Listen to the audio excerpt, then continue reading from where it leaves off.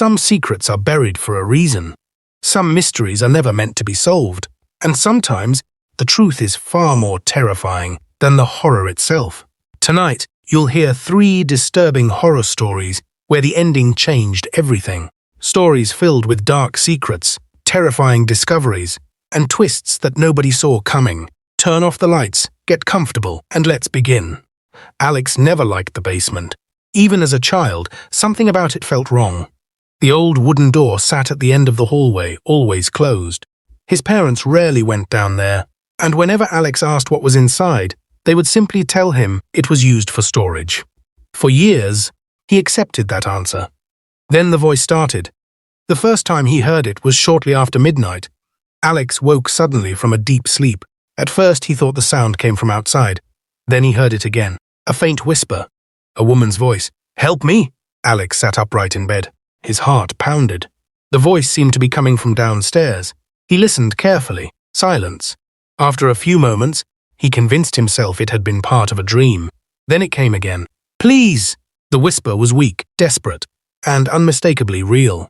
Alex slowly left his room. The house was dark. Moonlight stretched across the hallway. He followed the sound downstairs. Every step felt heavier than the last. The voice led him toward the basement door. As he stood before it, the whisper stopped. The house became completely silent. Alex stared at the door for several seconds before turning around and returning to bed. The next morning, he told his parents. Neither seemed concerned. His mother laughed nervously. "You probably had a nightmare." His father quickly changed the subject. Something about their reaction bothered him. It felt rehearsed, as though they already knew something. Over the following week, the voice returned every night, always after midnight, always from the basement, and every night it grew stronger. "Help me. They left me here. Please open the door." Alex began losing sleep. Dark circles formed under his eyes. His grades started slipping. Yet no matter how often he checked the basement during the day, he found nothing unusual. Old furniture, dust-covered boxes, broken shelves, nothing else. Then one afternoon he discovered something strange.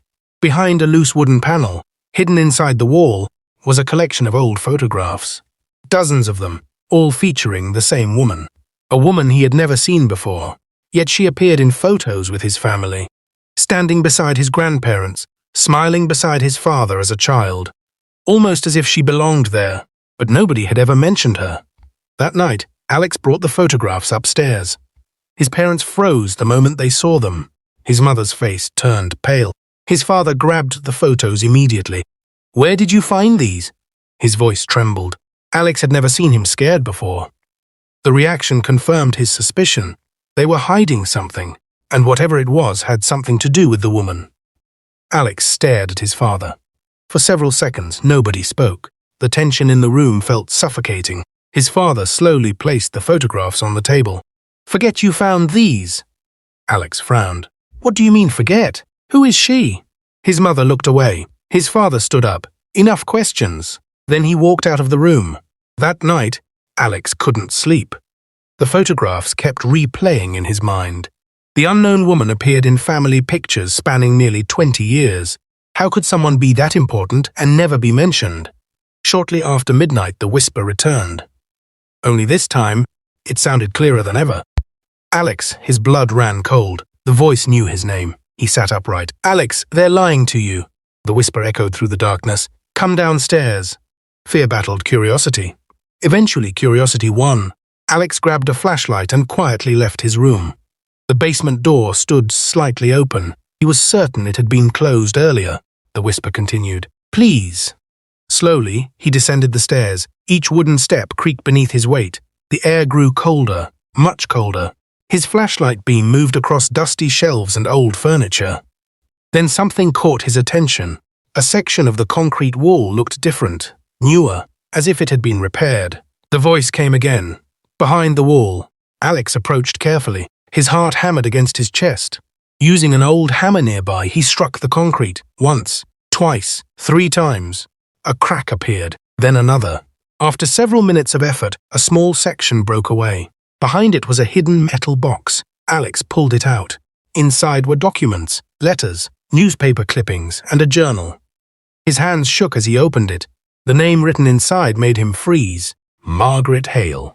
The woman from the photographs. Alex hurried upstairs and locked himself in his bedroom. For the next several hours, he read every page. The journal revealed an incredible story. Margaret had lived in the house 40 years earlier. According to her writing, she had been close friends with Alex's grandparents. But the final entries became increasingly disturbing.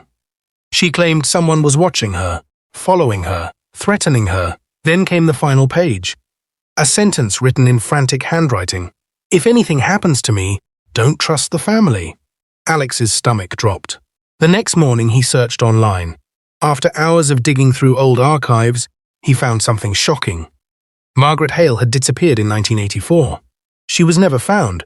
No suspects were identified. The case remained unsolved. Everything pointed toward one horrifying conclusion. His family knew more than they admitted. And that night, Alex decided he would confront them. But before he could, something happened. Something that changed everything. That evening, Alex returned home from school. The house was empty. His parents had left for a family gathering. For the first time, he was alone. The moment darkness fell, the whisper returned. Only now it sounded different. No longer weak, no longer desperate. It sounded excited. "You're close, Alex. Very close." The basement light suddenly flickered on by itself. Alex swallowed hard, then walked downstairs. The voice guided him toward another hidden compartment behind an old shelf. Inside was a second journal. This one belonged to his grandfather. Alex opened it and began reading. What he discovered shattered everything he thought he knew. Margaret Hale had not been a victim. She had been a monster. The newspaper articles hidden by his grandfather revealed the truth. Years before her disappearance, several children had vanished in nearby towns. Authorities never connected the cases. But evidence eventually pointed toward Margaret. She had kidnapped and murdered multiple victims, including Alex's real grandmother. When his grandfather discovered the truth, he confronted her inside the house. A violent struggle followed. Margaret died accidentally during the fight. Terrified that nobody would believe him, his grandfather concealed what happened. The family covered it up for decades. Alex stared at the pages in disbelief. Everything the voice had told him was a lie. She wasn't trapped. She wasn't innocent. She was manipulating him, trying to gain his trust. Then he remembered something. The voice had repeatedly begged him to open the hidden compartments, to uncover the past, to dig deeper, not because she wanted justice, because she wanted attention, power, a way back into the world. The basement suddenly became freezing cold. The lights went out. Darkness swallowed the room. Then the voice laughed, a low, chilling laugh. For the first time, Alex heard her true tone. Not scared, not helpless. Evil, now you know. The whisper echoed all around him. "I've been waiting." A shadow appeared at the far end of the basement. Tall, motionless, watching. Alex ran. He sprinted upstairs and slammed the basement door behind him. The laughter continued from below. Hours later, his parents returned. Alex showed them everything. The journals, the articles, the evidence. His father finally confessed. The family had hidden the truth for generations, not to protect themselves, but to prevent anyone from reopening the nightmare. The next day, they handed every document to authorities. The house was investigated. The evidence confirmed much of the story. Yet one mystery remained. No trace of Margaret's remains was ever found. None. As if she had simply vanished. And even today, years later, Alex refuses to enter another basement. Because sometimes, shortly after midnight, he still hears a woman's voice, whispering his name. Ethan had been driving for nearly 8 hours. The rain had been falling since sunset, turning the roads into dark rivers of reflected light. Normally, he would have ended his shift by now. But rent was due in 3 days, so he kept driving. At 11:47 p.m., a new ride request appeared on his phone. The pickup location was unusual, a small bus stop on the edge of town. Almost nobody waited there at night, especially during a storm. Ethan hesitated. Something felt off. But after a moment, he accepted the ride. 20 minutes later, he arrived. The bus stop was empty, at first. Then lightning flashed, and he saw her. A woman standing beneath the shelter, completely still, wearing a long dark coat, her face hidden beneath wet hair. Ethan unlocked the doors. The woman entered without saying a word. She sat directly behind him. Not beside him, not diagonally, directly behind him. For some reason that bothered him. He cleared his throat. Evening. No response. Where are you headed? Silence. His phone suddenly chimed. The destination appeared automatically. A rural address nearly 40 miles away. Deep in the countryside. Ethan frowned. He'd never heard of the location before. Still, a ride was a ride. He started driving. For several minutes, neither spoke. The only sounds were rain striking the windshield and the rhythmic movement of the wipers. Then Ethan glanced into the rearview mirror and froze. The back seat looked empty. His passenger wasn't visible. He looked again. Still nothing. Yet he could hear her breathing, slow, steady, directly behind him. His pulse quickened. He turned slightly. The woman was still there, exactly where she'd been sitting. Ethan forced a nervous laugh. Maybe it was just the angle. Maybe the darkness was playing tricks on him. But deep down, he knew something wasn't right. The further they drove, the stranger things became. The GPS repeatedly lost signal. Road names disappeared. The route constantly recalculated. 3 separate times the map instructed him to make impossible turns into forests. Ethan finally spoke. Are you sure this address is correct? Silence. Then, for the first time, the woman answered. Keep driving. Her voice sounded distant, almost hollow, like it was echoing from somewhere far away. A chill crawled up Ethan's spine. He tightened his grip on the steering wheel. The rain intensified. Visibility dropped to almost nothing. Trees crowded both sides of the road. No houses, no traffic, no signs of civilization, just darkness. Then he noticed something disturbing. The woman's clothes weren't wet anymore, not even slightly. Yet she had entered the vehicle during a downpour. Ethan glanced at the rearview mirror again and nearly crashed. The mirror showed an empty seat, completely empty. His passenger still wasn't reflected. The car swerved, tires skidded. He barely regained control. His breathing became rapid. What are you? The woman remained silent, then slowly pointed ahead. Almost there. Lightning illuminated the road, and Ethan finally saw the destination, an old house, standing alone in an open field, abandoned, rotting, dark, no lights, no vehicles, no sign that anyone had lived there for years. The GPS announced, "You have arrived." Ethan immediately turned around. The back seat was empty. The woman had vanished. The door had never opened. There was no way she could have left, yet she was gone. His entire body shook. He should have driven away. Any normal person would have. But curiosity got the better of him. He stepped out of the car. The rain had finally stopped. The house stood silent beneath the clouds. The front door hung partially open. Ethan approached. Inside, everything was covered in dust. Furniture remained exactly where it had been left, as if time had frozen decades earlier. Then he noticed newspaper clippings scattered across a table. One headline immediately caught his eye. Local woman killed in hit-and-run crash. The article was 30 years old. Beneath the headline was a photograph. Ethan's blood turned to ice. It was her, the passenger, the same woman. The article described how she had been struck by a speeding vehicle during a storm. The driver fled the scene. The case was never solved. Ethan continued reading. Then he saw another name. The driver suspected in the accident. His father. His legs nearly gave out. The room seemed to spin. His father had always claimed he'd never been involved in any accident, but the newspaper told a different story, a much darker story. Hidden beneath the newspaper was a faded letter. It had never been mailed. The handwriting belonged to the woman. The letter read, "If you're reading this, then I've finally brought you here." Ethan stared in disbelief. His hands trembled. The man who killed me escaped justice, but guilt never truly dies. Your father knew what he did, and now so do you. Ethan's heart pounded. The letter continued.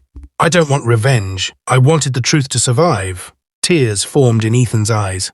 Everything he believed about his family suddenly felt uncertain. His father wasn't the man he'd always thought he was. The woman had chosen him, not to haunt him, not to kill him, but to reveal the truth. Then a sudden gust of wind swept through the room. The letter slipped from his hands, and for a brief moment, he saw the woman standing in the hallway, watching him. No anger, no hatred, only sadness. Then she disappeared, forever. The next morning, Ethan confronted his father. After hours of denial, the truth finally emerged. 30 years earlier, his father had indeed struck a woman during a storm. Panicking, he fled, Fear destroyed his courage, and guilt followed him for the rest of his life. The secret had poisoned the family for decades, but now it was finally exposed. The case was reopened, the truth became public, and for the first time in 30 years, the woman received justice. Yet Ethan still refuses to drive near that road, because every year, on the anniversary of the accident, drivers report seeing a lone woman waiting at the same bus stop, standing silently in the rain, looking for one final passenger. Nobody paid much attention to Sarah's message at first. It appeared in the university group chat at exactly 2:13 a.m. Just 7 words. If I vanish, don't trust anyone. Most students assumed it was a joke. Sarah was known for her fascination with mysteries and conspiracy theories. People laughed, shared memes, moved on. By morning, Sarah was gone. Her phone was off. Her dorm room was empty, and nobody had seen her since the night before. Suddenly, the message wasn't funny anymore. Police were contacted. Campus security began searching. Days passed, no sign of Sarah, no evidence, no answers, only questions. And one person became obsessed with finding them. Sarah's roommate, Emily. Emily refused to believe Sarah had simply disappeared. Something felt wrong, very wrong. Sarah wasn't the type to run away. She had plans, exams, future goals. People don't just vanish, not without a reason. While searching Sarah's room, Emily discovered a notebook hidden beneath the mattress. Inside were pages filled with strange notes, repeated references to a campus building called Hamilton Hall, the oldest structure at the university. Most of it had been abandoned years earlier. Sarah had circled one phrase repeatedly: "They meet below." Emily's stomach tightened. The further she read, the stranger things became. There were sketches of tunnels, lists of student names, dates, times, and one final note written in shaky handwriting. "Someone knows I'm investigating." Emily immediately took the notebook to campus security. They dismissed it. Probably stress, probably imagination, nothing more. But Emily wasn't convinced. That night, she decided to investigate Hamilton Hall herself. The abandoned building felt wrong from the moment she entered. Dust coated every surface. Broken windows rattled in the wind. The hallways stretched endlessly into darkness. Emily's flashlight illuminated faded classroom numbers. Everything looked frozen in time. Then she heard footsteps, not behind her, below her, as a slow rhythmic sound. Walking, Emily followed the noise. Eventually she discovered a locked maintenance door. The lock had been recently replaced. Someone was using this area. Recently, very recently. After forcing the door open, she found a staircase leading underground.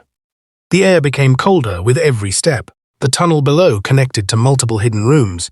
Inside one room, she found boxes filled with files, student records, photographs, personal information, hundreds of students, years' worth of data. Then she found Sarah's file, fresh, recently updated. Emily's hands began shaking. Someone had been tracking students, watching them, studying them, but why? Before she could investigate further, she heard a noise, a door opening nearby. Someone else was underground. Emily escaped before being discovered. The next morning, she reviewed everything she had found. One name appeared repeatedly throughout the files: Professor Daniel Carter, a respected psychology professor, popular, well-liked, trusted, too trusted. The evidence seemed overwhelming. Sarah had likely discovered his secret, then disappeared. Emily immediately went to police. This time they listened. An investigation began. Rumors spread across campus. Students became terrified. Classes emptied. Everyone believed the mystery was solved. Professor Carter must be responsible. Then police searched his office and found nothing. No evidence. No hidden files. No connection. Nothing. The case fell apart overnight. Yet Sarah remained missing, and Emily grew increasingly desperate, because deep down, she knew there was still something everyone was missing. 3 weeks later, Emily received an anonymous email. No sender, no message, only a video attachment. Her hands trembled as she opened it. The footage showed Sarah, alive, sitting alone in a dimly lit room. Looking directly into the camera, Sarah spoke calmly. "If you're watching this, then I've already disappeared." Emily stared in disbelief. Sarah continued, "I found something on campus, something dangerous. I thought Professor Carter was behind it. I was wrong." Emily leaned closer. Then Sarah said the words that changed everything. "The person responsible is someone I trusted completely." The video ended. No explanation, no name, nothing else. But one detail caught Emily's attention. Behind Sarah was a wall covered in photographs. One of those photographs showed a dormitory hallway. Their dormitory hallway. Sarah had recorded the video nearby, very nearby. That night, Emily searched every abandoned room in the dormitory. Hours passed, nothing. Then she discovered a locked storage area behind an unused laundry room. Inside, she found dozens of cameras, hard drives, photographs, student records, and a wall covered with surveillance images. Images of Sarah, images of other students, images taken over many years. Then Emily saw something horrifying. Every photograph had been organized and labeled. By handwriting she instantly recognized her own. Emily froze. Her mind raced. Memories returned. Fragments she had ignored. Moments that suddenly made sense. The storage room belonged to her. The files belonged to her. The evidence belonged to her. Because she had created it. Years earlier, Emily had developed an obsession with observing people, studying them, documenting them, tracking behavior. At first it was harmless. Then it became darker, more extreme, more dangerous. Sarah eventually discovered the truth and confronted her, a confrontation that ended in violence. Emily collapsed to her knees. Everything she believed had been wrong. Professor Carter wasn't the villain. The underground rooms weren't the true mystery. The real monster had been standing at the center of the investigation all along. And that monster was her. Police eventually uncovered the entire operation. Hidden recordings, years of surveillance, evidence connecting Emily to multiple disappearances, including Sarah's. But Sarah herself was never found. Some investigators believe she escaped. Others believe she became another victim. No one knows for certain. Yet one detail continues to haunt everyone involved. Months after Emily's arrest, police recovered one final video file. A recording created after Sarah supposedly vanished. The footage showed Sarah staring into the camera, smiling, then speaking 6 chilling words. "You still haven't found everything." The screen went black, and the mystery remains unsolved.